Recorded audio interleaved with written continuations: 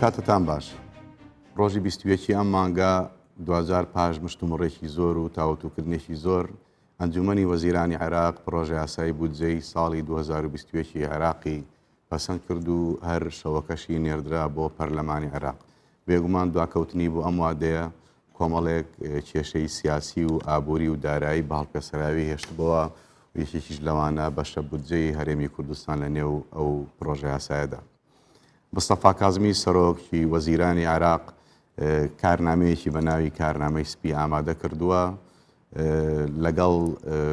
کۆمەڵێک دام و دەستگای ئابووری و دارایی نێودەوڵەتی بە هامەنجی ئەوان کە پێی وایە بە بۆچوونی خۆی زۆربەی کێشە دارایی و ئابوووریەکانی عێراق کە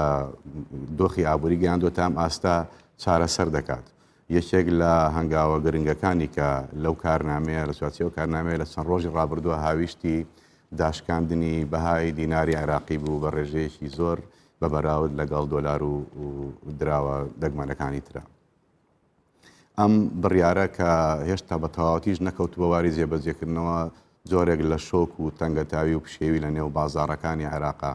بڵاو کردەوە بە گشتی بە هەرێمی کوردستانیشەوە شمەک و کاڵا دەم و دەست نرخیان زۆر گران بوو و گەیشتە ئەوەی کە هاوڵاتیان ناڕەزایی و خۆپیشاندانیان کرد و ناڕەزایەکان گەیشتە ئەوەی هەڕەشەی هێرشکردنە سەر بانکی نێودەوڵەت بانکی ناوەندی عێراقیشیان کرد، بەڵام هێزە ئەمنیەکان ڕێگریان لێ کرد.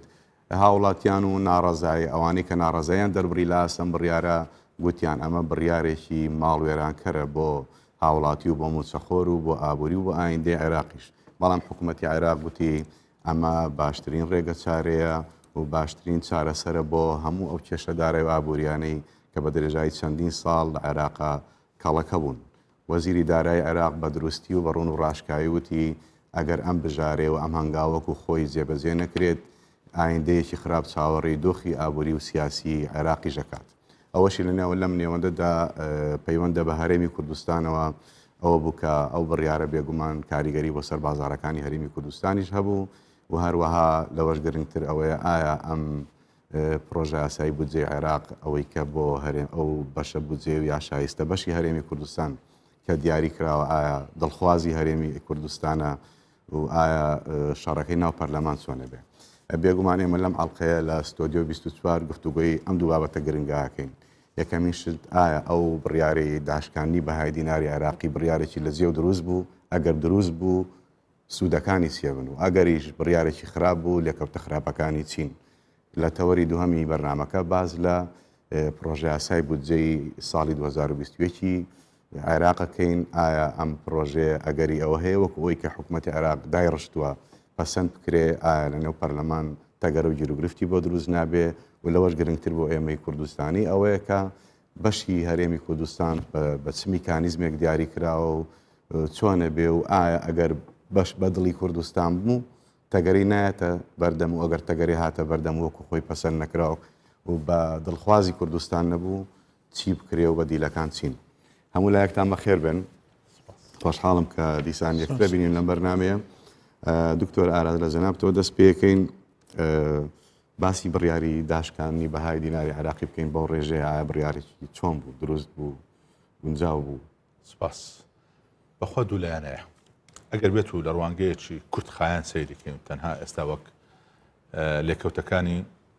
بەتەکید کۆمەڵێک لێکەوتەی نێگەتیڤ و خراپی دەبێتن. یەک لە مەبدە ئەساسەکانی زانستی دارایی ئەوەیە کە تۆ دەتەوێت هەنگاوێکی کە پێی دەگوتن کەمکردنەوەی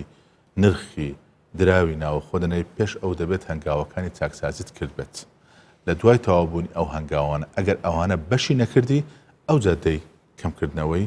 نرخی دراو دەکەی. بەڵام ئەوەی ئێستا کەکرا واقعێکی سیاسی هەیە لە عێراق حکوومەتی عێراق و بەڕێز کازمی و وەزیری دارایی نەیانتوانی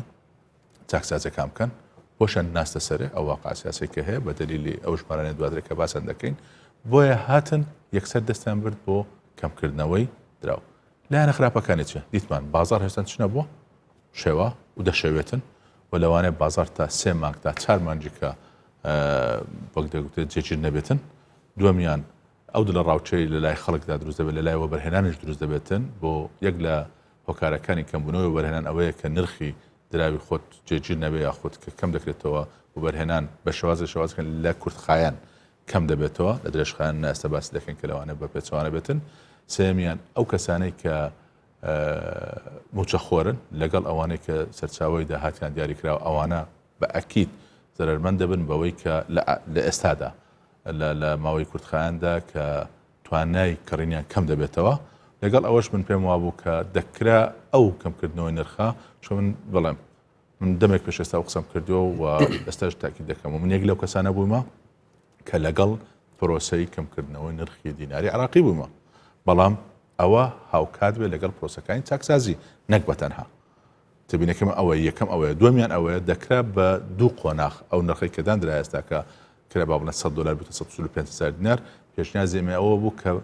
سەرەتا لە 120,000 دینار با بڵێن و باشتر بڵێن بێتە 135,000 دوای بێتە 150,000 نەک یەکسەر بۆ ئەوەندەرێ. ئەو دوو تێبینێ بوو ئەگەنە ئەوی تر باپرن ئەگە بە چاویلکەیەکی داراییانە سەیری بکەین هەموو مؤشرەکان وابوو ناوەڕاستی 2021 ئابووری عێراق و دارایی عێراق ئابووری عێراق بە شێوەیەکی گشتی خراپ، بەڵام دارایی عێراق تووشی دارمان دەبوو. بۆچی؟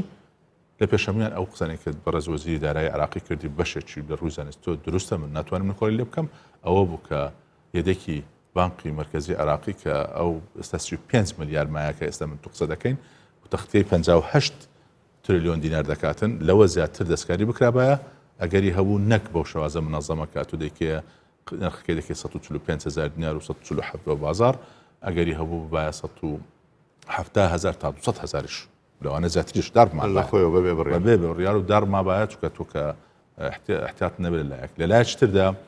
فعلەن کە پێوانەی ئابووریانە دەکەین بۆ قیمەتی دیناری عراقی لە ڕابردوودا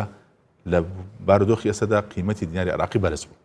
کۆمەڵێک دراست پێشترێکرا بوو، ئەوەش حقیقەتێکی علمیە. ئەوەی تر کاریگەریەکانی ئەو بڕیارە لە پاش ساڵێکە لایەنە پۆزیتیڤەکانی دەردەکەوێت بۆ عامی خەڵک باسمان کرد ئێستا زەرەر دەکەین. لەبەرچی فعلەن ئەوەی کە دەگوتێتن هەلی کار لە داهاتوە دروست دەکاتن وا دەبێت و بەرهەمی ناوەخۆیی بە تایبەتی بواری کشت و کاڵ و پشتسازی ناوخۆیی کچکە ئەوانە دەبوژێنەوە و ئەوەی کە ئێستا یەک لە گەورەترین کێشەکانی ئێمە لە عێراق بە گشت و لە هەرێمی کوردستانی شەیە کە تێچووی دەستی کار زۆرە و یەک لە هۆکارەکانەوە هەروە مەوادەکانی تر زۆرە کە کولپەی بەرهەمهێنانی هەر بابەتێک ناوخۆماندا بەرز دەبێتەوە و توانای پێشبڕچەی نابێت لەگەڵ بەرهەمەکانی کاڵایەکانی ئێرانی و تورکی و سووری هەرچەند کە مەنعیکە یاخوزەری بەش بکەسەرە. ئەوە دەرفەتێک دەبێت بۆ ئەوە لە هەمان کاتیشدا بوارەکانی وەبەرهێنان زیاتر دەبن لە داهاتوودا، بەڵام تاکید دەکەم ئەو قسانە ئەوانە زیاتر لە ساڵێک بخێنێتن. بۆیە ئەو بڕیارە دوولایانەیە و بەڵام بڕیارێکی بەگشتی من دەتوانم بڵێم جەریئانەشە لە حکوومەتی عێراقی کە داوانێت سبقەیەکی زیاتر پێم بڵێ سیاسی پێوە دیارە، ناتانم بڵێم پێوە دیار نییە، بەڵام لە ڕووی داراییەوە تاکید دەکەمەوە یەک لە ئەگەرەکان بۆ یەک لە چارەسەرەکان بۆ عیبەکەی ئەوەیە تەنها و تەنها ئەوە کرایە دەبایە چاکسازەکانیش بێت ئەو زەوەک. خۆش کاک مەسعود ئەو بڕیارە چۆنە لە سنگێنی؟ بەڵێ زۆر سپاس. خۆی لە هەموو دنیا کاتێک ئانا برێ بۆ داشکاندنی قیمەی عوملەی ئەو وڵاتە هەدەفی ئەساسی بۆ باشترکردنی میزانی تیجاری دەوڵەتە، واتە زیادکردنی تەزیر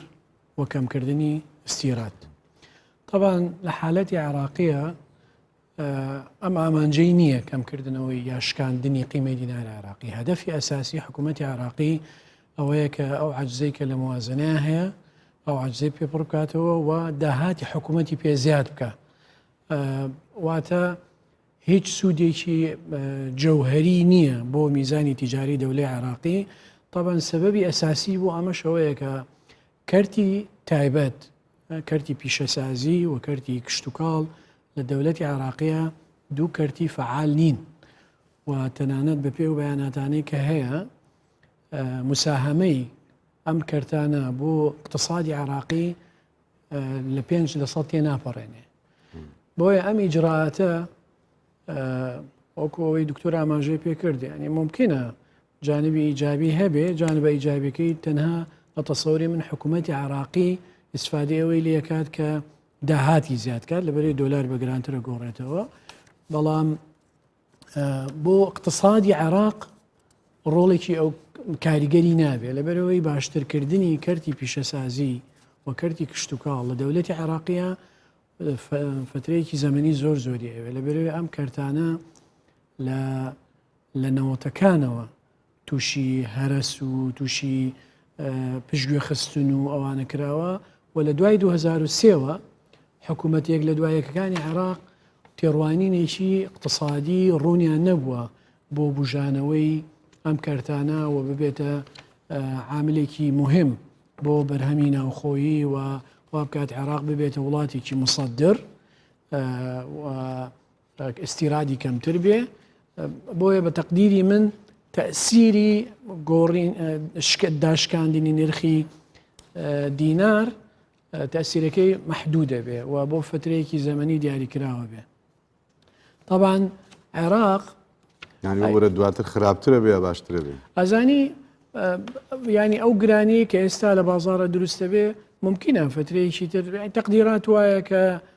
تەزەخۆم لە نەتیجە بچێتە نزیکەی 12 تا 13 لە سەد ئێمە بینین ئێستا نزیکەی 30 لە سەدی ئەوانەی کە موچەخۆرن قوەی شیرائیان کەمەکە بەڵام لەگەڵەوەشدا شتومەک لە بازارەکانە ئەمڕۆ بینین تا 30 لە سەد زیادی کردووە بەڵام اقتصاد خۆی مائع ینی جوڵێتەوە لە نەتیجەی عاملی وەقتە تەقدیرەکرێت لە ماوەی 3 تا 6 مانگی تر استقرار و فۆرمێکی تر وەرگێ بەڵام ئیتر نرخی دۆلار ئەو نرخەیە کە دانراوە ئێمە من ئاماژە بۆ بکەم کە ئەمە سوودێکی گەورەی نییە بۆ بژانەوەی ئابووری دەوڵەتی عێراقی جاخۆی سندوقی نەقدینە و دەوڵەتیش کە پشتیوانی ئەم بڕیارەی کردو ینی بەرپرسانی عێراقی دەڵم پشتیوانمانە هەر بە ئامانزی تەنمەوی گەشت پێدان کردێتی چونکە عێراق ینی شوێنی تر هەبوو ئەگەرەوەی دوای ئاماژەی پێکەین شوێنی تر هەبوو ئەیتوانی دەستی بۆ بابۆی سەرچاوەکانی داهاتی خۆی زیاتر بکات. ئەم بڕیارە بەڕاستی ناتوانم لە ڕووی ئابوووریەکەەوە زۆر قسەی لەسەر بکەم بەڵام ئەوەی منەی بینم ئەوەیە کە ئەگەر بە چاویلکەیەکی یاسایی و دەستوری و ئەوانە تەماشای بکەین ئاساییە لە سیستەمی یاسایی و سیاسی عێراقا حکوومەتی فیدراڵی و دەسەڵاتی هەیە کە ئاراستەی سیاسەتی ئابووری و دارایی و دراو بکە بەڵام ئەوەندەی لە ئیستەوە هەستی پێکرێ ئەوەیە کە بڕیارێکە کە دەرچووە کە پێویستی بە بەبرداکردنی جۆرێک لە بەرگی یاسایی هەیە کە بۆ ئەمەش پەنابراوەتە بەر قانونی بوجە کە ئێستا چۆتە پەرلەمانی عێراق بەڵام بە لە بەرچاوگرتنی ئەو زروفە سیاسی کە ئێستا لە عێراقا هەیە بە هەبوونی ئەو کەلێنە بەربڵاوی کە لە نێوان ئەنجومەنی وەزیران و ئەنجومەنی نوێنەرانە هەیە مەسلەی بە بەرداکردنی ئەو بەرگە یاسایە ڕەنگە زۆر قورس و ئەستەم بێ بە تایبەتی شەگەر کاردانەوە سیاسیەکانی ئەم یەک دوو ڕۆژەی ڕابردوو و سەرکردە سیاسیەکانی بە تایبەت شیعەکان و ئەوانە لە بەرچاو بگرین کە هەندێکیان ئەڵێن ئەمە خیانەتی نیشتیمانیە و هەندێکیان ئەڵێن ئەمە بەرزکردنەوەی ئاستی دراوی وڵاتی داگیرکەری عێراقا لە بەرامبەر دراوی نیشتیمانیە واتە ئەو بەرگە سیاسیە لە ئیستا بە بەرگی پرۆستەکە کراوە کەوا ئەکات ئەو جدووە اقتصادیانەی هەی بێ و نەی بێ وا بکە پرۆسەیەکی هەروە ئاسان و سانا نەبێت تێپەڕ ینی ئێستا ئێمە بینین کە گفتوگۆکانی تایبەت بە پرۆژە یاسای بوجە دەست پێەکەن لە بەرامبەر ئەمەدا هاوکات دوو هەنگاوی تر دوو هەوڵیتیکەی سیاسی هەیە یەکیانەوەیە کە لێژنەیەکی پەرلەمانی بە دوواداچوونی بۆ کارنامەکەی حکوومەتەکەی مستەفا کاظمی کردووە دەرەنجامەکەی ئەوەیە ئەڵێ توانیوێتی لە ماوەی ئەم 6 مانگەی ڕابردووە تەنها 17% لە بەرنامە حکوومەکەی خۆی جێبەجێ بکە و لە بەرامبەر ئەمەدا 120 ئیمزاکۆ کراوەتەوە کە بای ئەوەکەن کە بتوانرێ بانگێش بکرێتە پەرلەمان و هەڕەشەی ئەوەشی لە یەکرێکە متمانەی لە کابینەکەی وەربگرێتەوە کەواتە ئێمە لە بەرامبەر دوو مەشهدی جیاوازین مەشهدێکی اقتصادی کە بەڕێزان باسییان کرد کە ئامانج لێی هەندێک شتی استراتیژی قورستر و دوورمەودا و مامناوەندوانەی تیا لەگەڵ هەندێک شتی ئانیشە بەڵام مەشهدە سیاسەکەمان پێ ناڵێ مەشهدە سیاسەکە پێمانەڵێ کە ڕووداوەکان زۆر سەریعن و ئەگونجێت لە هەر دقەیەکە شتی سیاسی و ڕووداوی پێشبینی نەکرا و ڕوو بدات ئەمە واکات کە ئەو جدووە اقتصادیانەشی کە باسێکەین ینی ئەوەی کە لە ڕووی زانستی اقتصادیەوە ئەگونجێ کە بەتایبەت کاکتۆراراسشی کردەوە ئەو مخاوفانەی کە کاک مەسعودیش ئاماژەی پێکرد هەردووکیان لە جێگەی خۆیایەتی بەڵام لە وڵاتێکی ئیستیقرارە ڕەنگە کە دام و دەستگاکان جێگیر بن و وەکو بڵێ ئەکتیڤ بن و چالاک بن و ئیشی خۆیان بکەن ئەمە ڕەنگە و ئامانجانە بتوانێت بهێنێتەتی بەڵام لە حاڵی حازرا من بۆ خۆم گومانم هەیە لەوەی کە کۆی پرۆسەکە بە بوجە و بە لە ناو بوجەشە مەسەلەی دەستکاریکردنی نرخیدراوە ئەوانە نەتوانرێت وەکو پێویست سەر بگرێت بە تایبەتیش کە ئەم هەوڵەی مستەفا کازمی و حکوومەتەکەی ئێستا بە جۆرێک لە جۆرەکان ئاشی کردوتە ئاوی پۆپۆلیستەکانەوە ئێمە ئێستا بەرەو ساڵیادی تیرۆرکردنی با بڵێن قاسم سولێمانی ئەو بۆ مەهدی موهەندیسە چین کە پێشببینی ئەکرێت کە مزاهراتی گەورە ئەوانە ڕووبدا لە ئیستەشەوە ئامادەسازی بۆکرێ وشان بەشانی ئەمە لە ئێستا پەرلەمانتارەکان کەوتونەتە ئاشکراکردنی ناوەڕۆکی یاسای بوجە ئەوانە و ئامادەسازی ئەکرێ بۆ تێکەڵکردنی دوو جۆر لە خۆپیشاندان و ناڕزایەتی دەربڕین شەقام لەلایەک ئەوانەی کە بەناوی تۆڵەسەنەوەی قاسم سولێمانی مەهدی موهەندیسەوەی کەن وەلایەکی تریش شەقامە ناڕازیەکەیە هەموو ئەمانە پەمپەدرێن بۆ ئەوەی کە مەشهدە سیاسیەکە کاریگەری دروستکەن کە من ناتوانم پێشببینی بکەم چی ڕۆدات من ئەتوام لە ڕووە کۆمەڵایەتیەکەش و حتا لە ڕووە سیاسەکەش کە دوکتۆر سۆران ئیشارەت پێ داشکاندنی بەهای دیناری عێراقی ئەوەی ئەو کاردانانی لی کەوتەوە ئەو تووڕەبوون و ناڕزایە گەورەی ڕێکەوتەوە بەشێکی زۆری پەیوەندی هەیە بە خودی خودی ڕەوشی عێراق ڕەوشی ئابووری و سیاسی عێراقەوە وەکو ئەوەی دکتۆر باسی کرد تامان لە ڕووی زانستیەوە هێشتا هەنگاوی تر گرنگتر هەبوو لەوە پێشتکامە لە دوای داشکانی ئەمبلی خۆت ڕەنگە بڵێمی تر قۆناغێکی تری پێڵێن ئیمتیحاری ئابووری دەست پێکە بۆیە هێشتا هەنگاوی تری زانستی هەبوو بە هاوێژێ لەو ڕۆ بەڵام تووڕەبوونەکەی خەڵک چی بوو لە پرۆسەیەک هەیە ڕەنگە هەمووتان ئاگادار بوون کە فرۆشتنی دۆلار لای حکوومەتی عێراقەوە بە بانکە ئەهلیەکان لە بانکی ناوەندی عێراقەوە بە بانکە ئەهلیەکان بۆ کۆمەڵێ بانکە پۆلێن کراون بە ئەیوبی و سیودی و ینی ڕۆژانە بانکی ناوەندی عێراق 150 میلیۆن تا 200 میلیۆن دۆلارە فرۆشە بم بانکە ئەهلیانە ئەم پرۆسەیەکی گوماناویە لە عێراق پرۆسەیەکە گەندەڵی زۆری تایە لە داشکاندنی بەهای دیناریشا دوو گروپ زۆر قازانجیان کرد لە چەند ڕۆژێکی زۆر کەمە یەکەم ئەو بانکە ئەهلیانە بوون کە دۆلارێکی کاڵەکە بوویان لابوو بە گرانتر فرۆشتیانەوە دووهەمیش ئەو گروپە بازرگانانە بوون کە کاڵاوشمەکیان لە بازار هەب لە کۆگاکانە هەبوو دەم و دەست یەکسەر بە ڕێژەی 125 ئەمانە نرخەکانیان زیاد کردەوە زیاد کرد و لەوانش خراپتر چێ زیانی کرد لە ناو ئەمانەیە بەشێک لەو بازرگانانە بوون کە ناتوانن ڕاستەوە خۆ دۆلار لە بانکی ناوەندی بکڕن هەروەها ئەو هاوڵاتی و موچە خۆرانەی کە بە هەڵپە چوونە بازار بۆ ئەوەی کە با بڵێن شت بکڕن نەوە گرانتر بێ لە ترسیەوەی گرانتر بێ ئەو زایدەن هەندێک کۆمەڵێ نووسنگەی سەیرەف و ئاڵوگۆڕی درا و ئەوانیش کە با بڵێن دیناری زۆریان لا بۆ ئەوانی تووشی زیان بوون بۆیە ناڕزایەکە تقریبا دووسێت توێژ بوون پێکەوە ئەو شوەکەشی کە دروست کرد لە جێی خۆی بۆ ڕەوشی عێراق لەوانە خەتەتر ئەوە بوو کە ئێمە ئێستا بەرەو هەڵبژاردنەڕۆی شتێکی کەش هەیە هەر اقتصادی حەزم کرد باسی کەم بە پێی زۆر لە راپۆرتەکان ینی 170 زیاتری ئەو پارەی عێراقی لە ماڵەکانە پاشەکەوت کراوە بۆیە یەکسەر کە بڕیارێکی وە هەر باسی لێکرا لە میدیاکان بە تەنیا مجرد باسکردن یەکسەر خەڵک هەڵپەی کرە و دیناری لە ماڵەوە پاشەکەوتی کردوان چکەم ئەم پارەیە لەناو بازارانیە لەناو بۆرسەنیە لەناو بانقانیە هەتا بڵێن چالاک بێ پارەیەکی مردووە پارێکی پاشەکەوتووە یەکسەر چون گەڕان بۆیە دۆلار لە حەدی خۆی زیاتر گران بوو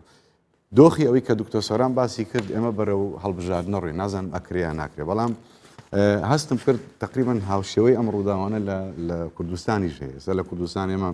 مەسەلەن حیزب هەیە لە حکوومەتا بەشدارە لە بڕیار و هەنگا و سیاسەتەکانی حکوومەتی بەشدارە بەڵام وەختێ دێتە سەر خۆپیشاندان و ناڕزایی لەسەر هەر شتێ ئیتر ئەو لە پێشەموو کەسەوە دەنگ بەرزەکاتەوە بۆ بە ناوی مافی خەڵکەوە مزایەدا ئەکای وتاری پۆپۆلیستی بەڕێیەکە سەرکردە هەیە بەڕاستی مەرزی حدودی بەدەستەوەی سەرکردەی حیزب و حیزبەکەشی لە حکوومەتە مەرزی حدودی بەدەستەوەی و ڕەنگە مانگانە 100 میلیۆن دلاری دەستکەوێ و ئەم 100 میلیۆنە خۆی مەفروزە بچێتە لای حکوومەت بتوانێت موسێ پێ بە کەسی کە خۆپیشاندان و ناڕزاییە بێ دەمودەست ئەو پێش هەموو کەس دێتە سەر تەلەڤیزیۆن و ئەڵێ حکوومەت نابێ گەندەڵێک و ئەبێ موچەی خەڵک بدرێ و مافی خۆپیشاندەر پارێزرا بێ بارحەڵ ئەمە لە عێراق ئەلەم سیناریۆی لەم داشکانی نرخی بەهای دینارە بینیمان کە زۆربەی بەرپرسەکانی عێراق مستەفا کاظمی و عەلی عەلاوی وەزیری دارەیەوان ڕوتیان هەموو لایەنەکان ڕازی بوون لەسەرەوە بڕیارە کەسی وەختێکم زانی مەسەلەن ڕئیس وەزەرایەکی پێشووی گەندەڵی وەکو حەیدەر عەبادی ئەڵێ نابێ مافی هاوڵاتی بکورێ نووری مالکی وتی مقتەدا سەدر کە هەمیشە فێرە ئیش لەسەر شەقامەکە ینی ئەمانە ناڕزایان دەوری تقریبا حکوومەتی عێراقیش کەوتە هەمان حاڵەوە لە بەدەست وتاری پۆپۆلیستی و با بڵێ مزایداتەوە وڵی من دەبێت چەند شتێک ڕەنگبەرم یەکەمیان لە آخر قسەی جەنابەت من پێم وایە فعلەن لایەنە سیاسیەکانی عێراق ڕاستی بوو لەسەرەوە بە دەلیلی ئەوەی چۆن بەدیلکرایە کە دەست بۆ چاکسازی ڕاستەقینەکان نەبەی و پشتی ئەوان لەو بودجەی پێشترێک کە تۆ سەرکە بودجەی 2021 نەفقاتی کردی 150 تریلیۆن نەیتوانێت یەکشت لە وەکانیکی پێشترێک کە بەشی هەرە زۆر دەزانین باسی ژمارەشی زۆری خەڵکی وەهمی و ناوی دووبارە و سێبارە و دەگرێت دەستکاری ئەوە نەکرایە دوو بڕێک بۆ مەشارریع دانرا کە پرسیارێکی گەورەی لەسرە ئایا ئەو پرۆژانێک کە دانرایە دووبارە دەدرێتەوە هەر ئەو حزبە سیاسیانە ئەو دەسەڵاتدارانە و فعلەن وەک پێشترێ بەس دەبێتەوە هەمی ئەگەری هەیە ئەوە شتێدا بێتن ئەوە لەلایەک بۆیە من پێم وایە فعلەن اتفاقی سیاسی ئێستا باسی دەکەم ئەو لە دەرفەتێشکە کە باسی بودجەکە دەکەم باس دەکەن بەڵام ئەوەی تر دەمێت ئەوەش بڵێم ینی ئێستاکەش یەک لە خاصەتەکانی باشیە من زۆر جار لە قسەم کردیە لە عێراق سێ سیاستمان هەیە سیاسەتی ئابووری لە هەموو دنیاژوایە سیاسەتی دارایی و سیاسەتی نەختینە و ئیدارەیەک هەر سێ دەکاتن ئەوەی کە لە عێراق مابوو جێگیر بوو و باش بوو تەنها سیاسەتی نەختی نەبوو ئەویش بەوەی کە جێگیری نرخی دیراوە ئێستا ئەوە لە دەستدا دەبێەوە بزانین یەک لە زەرەکانت ئەوەیە ئەوەش خاڵێکی نگەتیڤە لەگەڵ ئەوەشدا ئێستاش لە عێراقدا ئەو بارودۆخە سیاسی کە جەنابتان باستان کرد ئەگەری زۆری هەیە بەیانی لەوانەیە وا بکەن متمانە لە کازمی بستێنەوە یان لە وەزیری دارایی بستێنەوە یان پاڵەپەستویەک بکەن کە بە ئاراستێشکەدا بچێتن چونکە من پێم وایە ئەوە لە زەرەری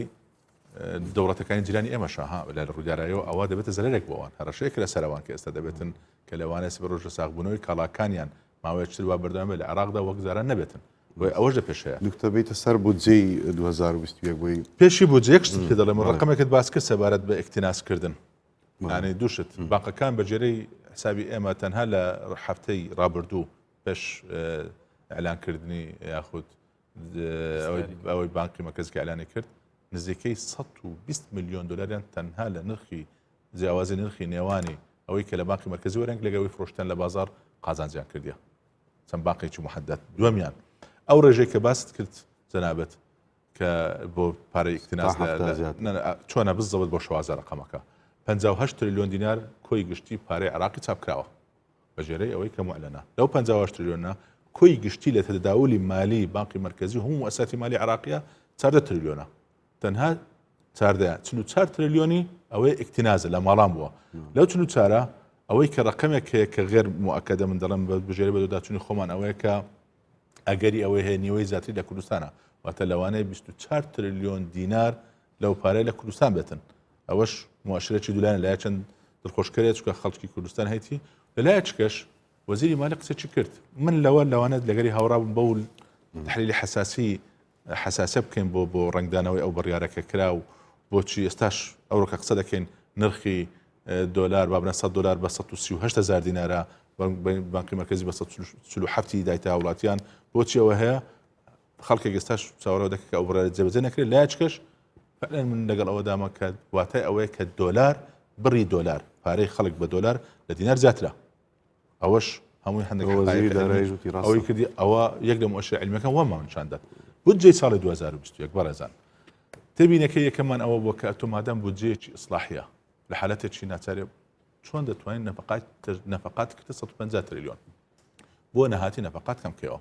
چونکە لە 2018 108 تریلیۆنەتە بوو لە 2019 128 تریلیۆنەتە بوو ئێستا 150 تریلیۆن ڕاستە کۆمەڵگەم بەڕاتی هەیە کە بە حسابێک لەوانە ئەگە پرۆژەکان و نرخی دینارت باوەڕێن کەم کردەوە بەڵام ئەوە گەورەترین پرسیاری ئێمە داراییەکانە ئەساس بۆیە دەمانگوت کە دەبێت چاکسازی بکەیت چاکسازی ئەساسی چاکسازیەوەی کەمکردنەوەی نەفقات تەشغیلیە تۆ هاتی لێرە بەعکسەوە نەفقاتت بە عام زیادکردن ناو نەفقاتیش ئەوەی کە بۆ موچەی فەرمانبەران دانرایە ئەگەر لە 2018 35 تریلیۆن بوو ئێستا 41.5 تریلیۆنی دانایە یەک لە شتانێک کە با بڵێن لە بڕیاری کە دەکات دوێنێ شەوی ئەنجومەنی وەزیران چای کردو لەسەر درافتەکە پێشترێ بە شێوازێک وا تەقدیم کرابوو کە بۆچی ئەمە دەمانگوت گلەی زۆری موچەخۆران و زەرمەندی یەکەم ئەوان جگە لە کەمکردنەوەی بەهای دینار کە تۆ موچەکەت بە دینارە لە هەمان کاتیشدا هاتبوو دەستی بردوو بۆ ئەوەی پێشنیازی کردبوو هەموو دەرماڵەکان کەم بکرێتەوە بە تایبەتی ئەمای ئەکادیمیەکان و خاوەن لە با بڵێن بڕانە بەرزەکان زۆر زەرمەند دەبوون بە شێوازێکی وا کە مخصصات لەنێوان 150 دەگۆڕ ئێستا ئەویان گۆڕی دوێنەشەوێ ئەو گۆڕانکاریەکرایە بۆتە زەریبە لەسەر موچە ئەویش بەو شوازەیە سێ سەرۆکایەتەکە 140 لێ دەبڕێت وەزیر و پەرلەمانتارەکان 180 ئەویتر بە سکێلێک دێتە خوارێت تا دەگاتە حەدی ئەوەی لە 500,000 بە خوارەوە هیچ زەریبەی نەکەوتە سەرێ ئەوە تا ڕادەیەکی کە معقولترە لەوەی پێشترێ ئەو معقولیتە ئەتوانین درێژەی بینی دوایی ئەوانە ئەو ڕقەمانە بالا بە گرنگن کاک مەسعود لەبارەی بودجەواگر والله بودجەی 2021 جگە لە ئەرقامەکان بەسەراحەت فەرقی کەوتوی نییە لەگەڵ بودجەی ساڵانی پێشووتر یعنی حتا لە ڕووی تێکستیشەوە ئەمەی کۆپی پێیستە هەندێک جار دەستکاری ژمارەکانە کرێ ینی طبعاً لە 2020 بە تایبەتی لە نەتیجێ ئەو خۆپشاندان و وەنەبوونی ڕوئیای حکوومەت وای لێ هات موچە 8 تریلیۆن دینار زیادی کرد بەراورد بە ساڵی 2019 طبعاً ئەمە ئەگەر دەوڵەتێک و حکوومەتێک ڕوئیایکی اقتصادی هەبێ و مستحیلە بکەوێتە ژێر هیچ سەختێکی سیاسی بەڕادەیە کە 8 تریلیۆن خەرجی موچە زیاد بکات لە فترەیەکی زۆر کورتە طبعاً هەر ئەم بودجەی 2020 یا خەرجیەکانی موچە لە 2020 بەراورد بە 2017 16 تریلیۆن زیادی کردووە ئەمانە هەمووی پێچەوانەی ڕوئیای اقتصادی تەندروستە و هەمووی پێچەوانەی ڕۆیای سندوقی درای نێودەوڵەتی و بەنکی دەولیە کە دایمەن داوایان کردووە لە عێراق خەرجی بە کاربەری کەم بکاتەوە بە تایبەتی ئەوەی کە پەیوەندی بە موچەوە هەیە طبعاً ینی بودجە لە عێراق جانبێکی سیاسی زۆر وازحی تێدایە کە ئەوش ئەو بابەتانی پەیوەندی نێوان هەرێم و بەغداوە هەیە ئەوەی کە تا ئێستا هەیە بۆ هەرێمی کوردستان 250,000 بەرمیل نەودانراوە لەگەڵ لە 150 داهاتە فیدراالیەکان غیرە نەوتیەکان لە بەرامبەردا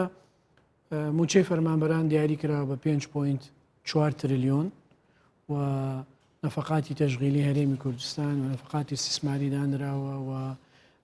یەکێک لەو خاڵانەی کە جیاوازە ئەوەیە کە بودجەی پێشمەرگای خستۆتە سەر هەرێمی کوردستان خۆی لە ساڵانی تر لە ضمنی نەفقاتی سیادی بووە کەوتە ناو نەفقاتی وەزارەتی دیفاعی عێراقیەوە لە بەرامبەر ئەمەدا بینین بودجەیەک بۆ حەشدی شعبی دانراوە موازیە بە بودجەی تەشغیلی وەزارەتی دیفاعی عێراقی ئەوەی بۆ حەشدی شعبی هەر بۆی ڕقم دیاربێتن یعنی کە ئێستاەوەی پێشنیاز کراوە زیاتر لە 2 تریلیۆن و شتێکە ئەزانم وەزارەتی خەدەمیە ئەجا ینی بەسەراحەت لە عێراقی شاشتێکی تر هەیە ئەمانە هەمووی تەقدیریە ئەمە هەمووی وەکو خەڵی شروعە بۆ ئەوەی دەوڵەت بتوانێت لەسەر بنەمایەک خەرجیەکانی بکە بەڵام لەسەر ئەرزی واقع خەرجیەکانی دەوڵەتی عێراقی زۆر زۆر کەمترە بێت لەو 150 تریلیۆنەی کە لە ناو بودجەکەی ئاماژەی پێکراوە عێراق بە دەرەجەی ئەساسی موچە خەرجەکە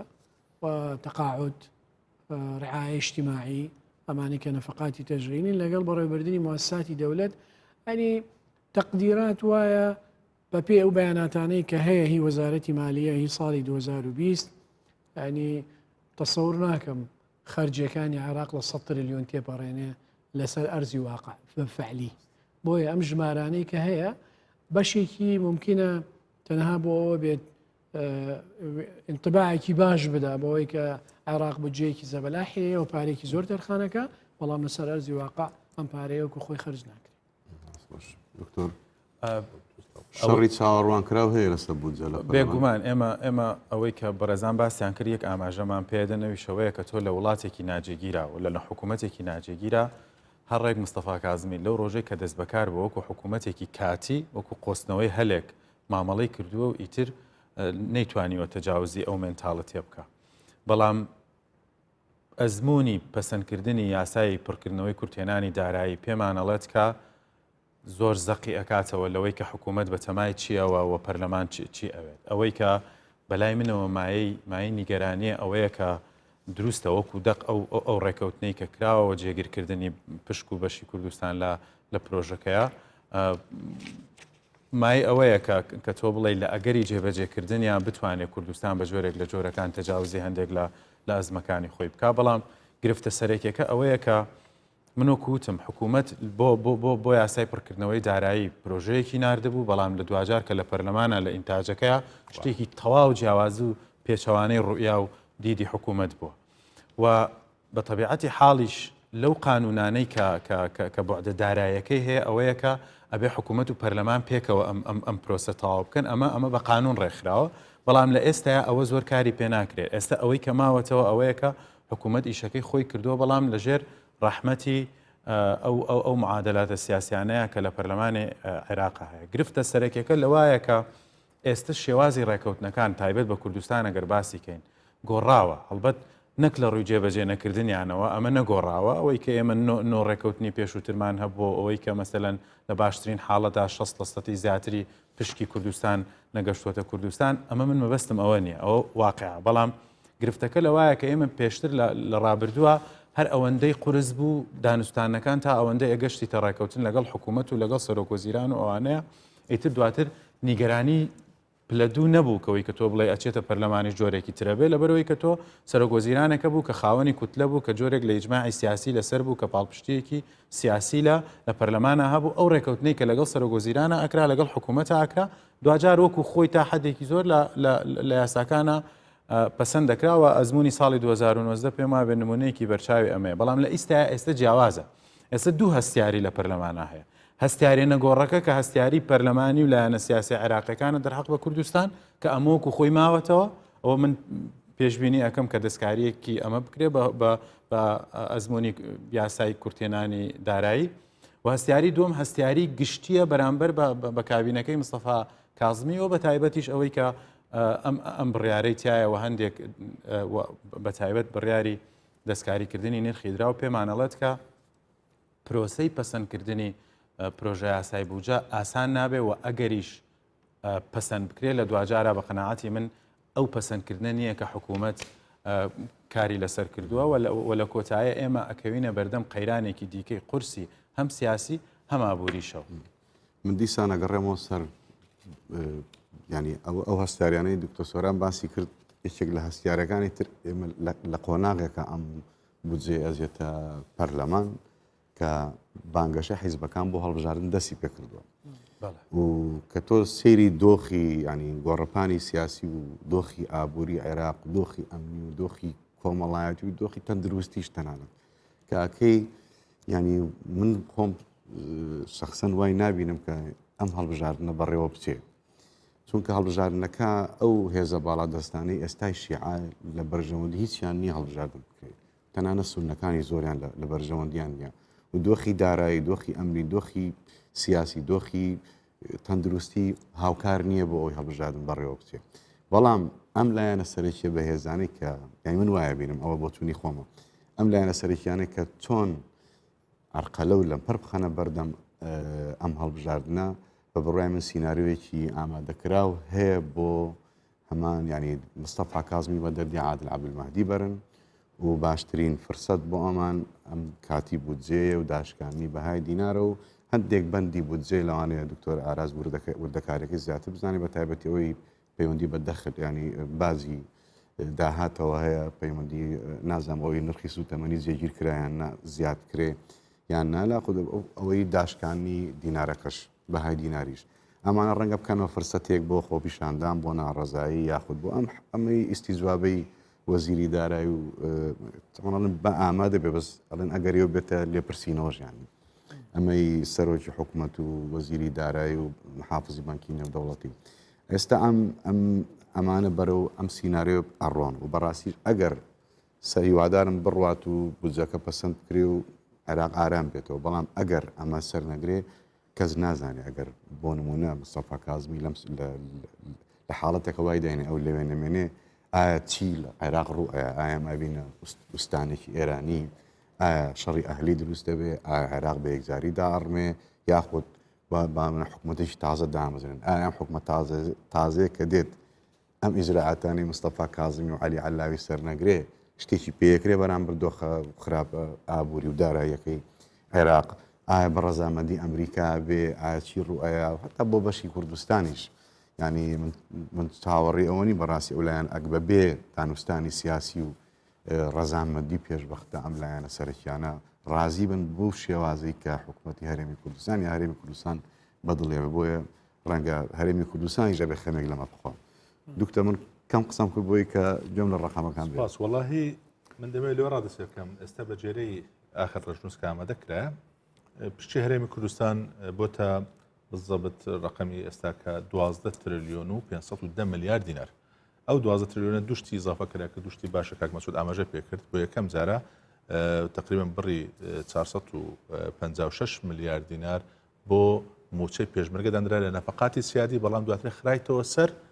پشتی هەرێمی کوردستان حساب کرد لەگەڵ 435 میلیارد دیناریش بۆ نەفقاتی تەشغیلی ئەوەی 350,000 بەرمیل نەوت ڕۆژانە 250,000ەکەی هەرێمی کوردستان و 100,000یشی کەرکووک کولبە بەڵام ئەوە من تێبینیەکەی من لەسەرەوە بوو ئەوان نەک بە کولفەی حقیقی ئێستا لەسەر هەرێمی کوردستان ئەوان حساب نەکردیە سۆمۆ بە کولفەی خۆی حساب کردێت کە ئەوەش کەمترە لە تێچونە حقیقی بەڵام هەر چۆنێک بێتن ئەوە تەسبیت کرایە ئەوەی کاک مەسعود گوتی من لەگەڵی داما کە دەڵات 150 تریلیۆن نەفقاتی ئیجمالی عراقی بەڵام لە 150 تریلیۆنە 58 تریلیۆنی عەجزە ئەو 58 تریلیۆنەی 23.2 بریتێ لە کۆمەڵێک قەرز و التزاماتە کە لە چەند بڕگەیەکە ئەگەری هەیە متأخرات ئوجوری تاقەیە متأخرات ئیستیرادی غازە لە ئێرانێ متأخرات ئیستیرادی تاقەیە مەدیونەی داخلی و خارجیە مستحقاتی مقاولینە ئەوانە 23 تریلیۆنن ئەگەری زۆری هەیە ئەوە تەجیل بکرێت بۆ 2021 واتە ئەوە نابێتە ئینفاقی فعلی لەگەڵ ئەوەشدا 27 تریلیۆن بۆ مەشاريع دانرایە و ئەگەری هەیە ئەو 27 تریلیۆنش بۆ مەشاريع سرف نەکرێتن واتە ئەگەری زۆر هەیە 50 تریلیۆن وەک جەناب ئاماژە پێکرد پێم وایە کەم ئەگەر وابێتن حسەی هەرێمی کوردستان لە 12.5 تریلیۆن ئەگەر بێت و سەتاسی لێ دەربینی تقریبا ئەو کاتە 8 تریلیۆن شتێک دەبێت بە فعلی کێشەمە ئەوەیە لەگە قانونی بۆ ئێستا کە دەڵێن ئینفاقی فعلی تووشی ئەو خەڵەمان دەکاتەوە لە لایەکەدا دا چۆن لەوە دەرباز دەبین ئەوە دەبێت شتی خراپی تر چه هەیە بۆ باشە بۆ باشە ئەوەی بۆ هەرێمی کوردستان کە خراپە بزانە چ دانرایە طبعا لێرانە ئەوەی کە دەڵێت لە مادەی 11 بڕگەی دووەم ئەلف تاکید دەکە التزاماتی حکومەتی هەرێمی کوردستان 250,000 بەرمیلە کە لە ڕێگەی تسویقی نفط وعلى أن تسلم الإيرادات النفطية وغير النفطية للخزينة العامة للدولة حصرا بس أوي نكرد يا لردا أوي كاك مسعود بس كدلن نيوي إيراد هذه التحدي بجري قانوني إدارة مالي جمال ششي صار 2019 لرا أوي نقول يا ليش بس كردية لو أنا أو اجتهاده سبب رجع ششمان لدروس كاتن بتابتنا برلمان أويك تشتكي خرابة دوميان بس يشتكي ذاك الخرابة كان كمن لەگەڵ ئەوەدا نەبوو مەبەڕاستی بە هیچ نەوەک لە ناو پرۆژەی بودجەدا بێت ئەویش ئەو قەرزەی یاخود ئەو نادانمە قەرز ئەو کەلەکەبووی پارەی TBI بانکی بازرگانی عراقی کە لەسەر حکوومەتی هەرێمی کوردستانە کە بڕەکەی زۆرە لێرە دانرایەوە لە بەرگەی پێنجەم لە مادەی 11 دەگوترێت کە وەزارەتی دارایی لە سەرەتای 2021 لەگەڵ حکوومەتی هەرێمی کوردستان ئەو بڕە تهدید دەکەن کە ڕقەمەکە زۆرە دووبارە دەڵێمەوە تقریبا 3.7 میلیارد دۆلارە ئەوەی کاتی خۆی کە لە کاتی 2004 دەستکاری هەندێک لە ڕەسیدی بانکەکان و لەگەڵ بەشێکی بریتل لەو چەکانەی کە چەکی بەتەعهود بوون بەڵام بەشێک لە خەڵک لە هەرێمی کوردستان بەداخەوە چوون کڕیانەوە لە بازار دیتمان چۆن بوو چەند کەسێکی وەک دەڵێ دەتوانین بەڵێ مستەغل لە هەرێمی کوردستان بەشدار بوون ئابوووریانە ئەوەی ئێستا هەیە ئەوەی دوێنێ دراوە پەرلەمان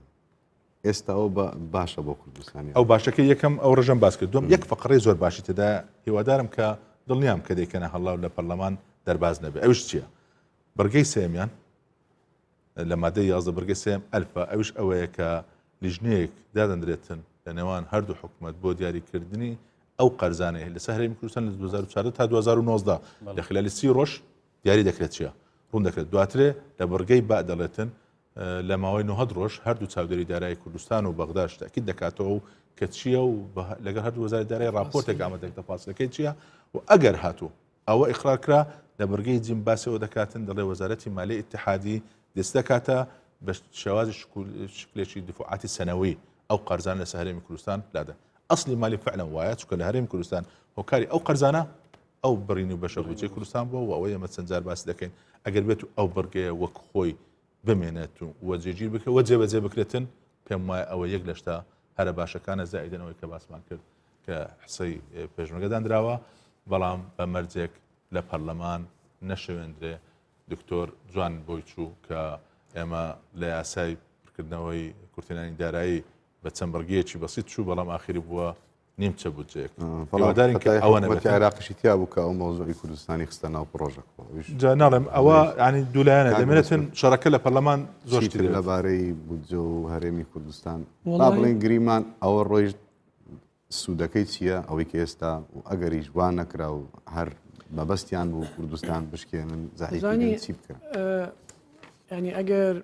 مۆزۆی بودجە بە سیاسی نەکرێ وەکودای من بە سیاسی کراوە و کوتەلی سیاسی نەکەونە ژێر زەختی ئەجێداتی وڵاتانی ئیقلیمی و وەکوەرەقەیەکی سیاسی بەکاری بێنن ئەوەی کە ئێستا لە بودجەکەی هەیە زۆر وازەحە یەکەم بەپێی دەستوری عێراق حکوومەتی فیدرالی بەرپرسە لە ڕسمی سیاسی اقتصادی دەولەت و ڕێککەوتن لەگەڵ هەرێمی کوردستانە مەسئولیەتی حکوومەتی ئیتحادیە و بەنسبەت پەرلەمانەوە سەلاحیاتی پەرلەمان لە دەستوری عێراقیە زۆر وازەحە تەنها کەمکردنی قیمەتی موازنەکەیە لەگەڵ هەندێک تعدیلات کە تەبیعاتی مالی نەبێ و لە حالەتێکدا ئەگەر پەرلەمان بێوێت بودجەکە زیاد بکرێ ئەبێ استیشارە بە حکوومەت بکاوە ڕێی حکوومەت وەرگێ حکوومەت موافقە موافق نییە جگە لەمە ئەگەر هەر ئیسارەیەکی تر بکرێ لە ناو یاسای بودجەیە کە ئەوەی پەیوەندی بە هەرێمی کوردستانەوە هەبێ بە تاکید نەتیجە ئەوەیە کە کوتەلی سیاسی وڵاتانی ئیقلیمی ئەیان جوڵێنن و ئەیانەوێت پەیوەندیەکانی نێوان هەرێم و بەغدا پەیوەندیکی تەندروست نەبێ و لەسەر ئەساسی دەستور نەبێ و دائیمەن ئەوان ئاشیان لەوەیە ئەسوڕێت کە کێشە لە نێوان هەرێم و بەغدایە هەبێ لەبەرەوەی استقراری علاقەی سیاسی لە بینی هەرێم و بەغدا و استقراری علاقەی اقتصادی کە لە ڕێگای بودجەی ساڵانەوەیە ئێستا لە بودجەی 2020ەکە واکات پەیوەندیەکانیش سەقامگیریکی باشتر بەخۆیەوە ببینێ و عێراقیش ئەتوانێت هێواشیاش هەندێک هەنگاوی گرنگ هەیە بینێ ینی حەزەکەم هەندێک ئاماژە بە هەندێک شتی تر هەیە بیکەین لە عێراقا ئەگەر عێراق بێوە فعلن وەزع اقتصادی خۆی باشتر بکە یەکێک لەو شتانەی کە زۆر مهمە بێ مۆزۆی گەمارک ڕێک بخاتەوە و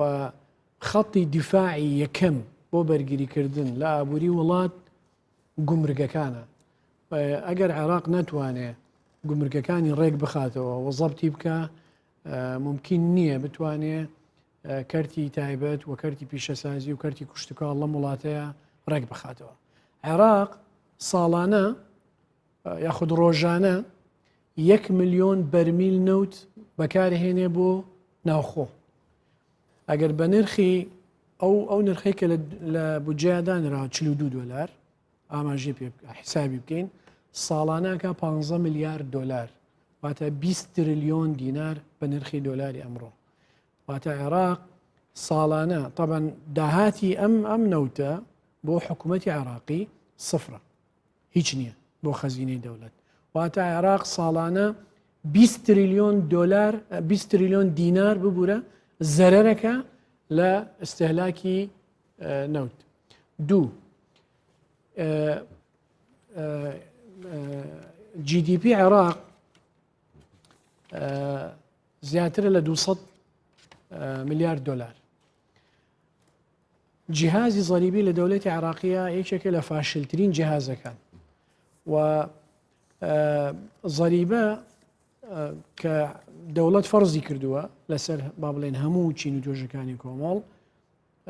ساڵانە تەقدیر کراوە 2.2 تریلیۆن و ئەگەڕێنێتەوە بۆ خەزینەی دەوڵەت ئەمە ئاکاتە 1% ئیجمالی ناتیجی مەحەلی GDP لە وڵاتە عەرەبیەکان کە دراوسێ عێراقن ئەگاتە نزیکەی 7% واتە عێراق 15 تریلیۆن دیناری ئەبێ دەستکەوێ ساڵانە لە زەریبە بەڵام 2 تریلیۆن دەسەکەوێ عێراق مشکلەی بەس بە ئاماژە بەمەش بکەم عێراق ساڵانە 4 تریلیۆن دینار موچە خەرجەکات بۆ شەریکاتی تەمویلی زاتی. ئەم شەریکاتانە دەبوو ئەمانە خۆیان هەلی کاریان دروست بکردایە و خۆیان بەرهەمی ناوخۆیان هەبوایە